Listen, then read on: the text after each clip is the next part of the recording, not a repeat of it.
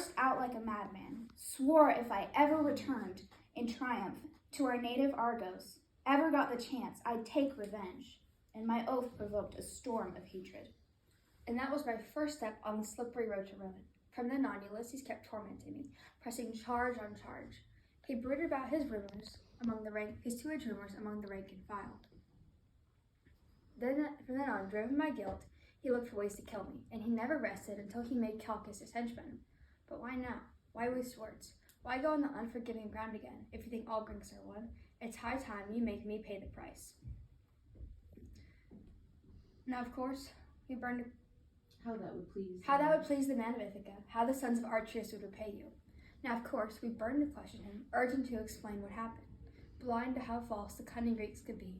And all a tremble, he carried on with his tale, lying from the cockles of his heart. Time and again, the Greeks had yearned to abandon Troy, bone-tired from a long, hard war, to put it far behind and beat a clean retreat. Would to God they had, but time and again they were setting sail. The heavy seas would keep them confined to port, and the south wind filled their hearts with dread.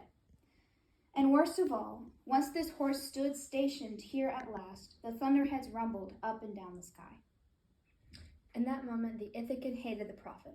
Calchas, in our midst, he twisted out of him, and the army rose in uproar. What was the god's will? And the army rose in uproar. For 10 days the seer silent, closed off in his tent, refused to say a word to anyone, and break his silence and betray men to death.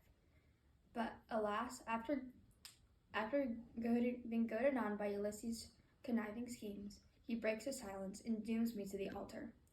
And the army gave consent. The death that each man dreaded was turned to the fate of one poor soul, a burden they could bear.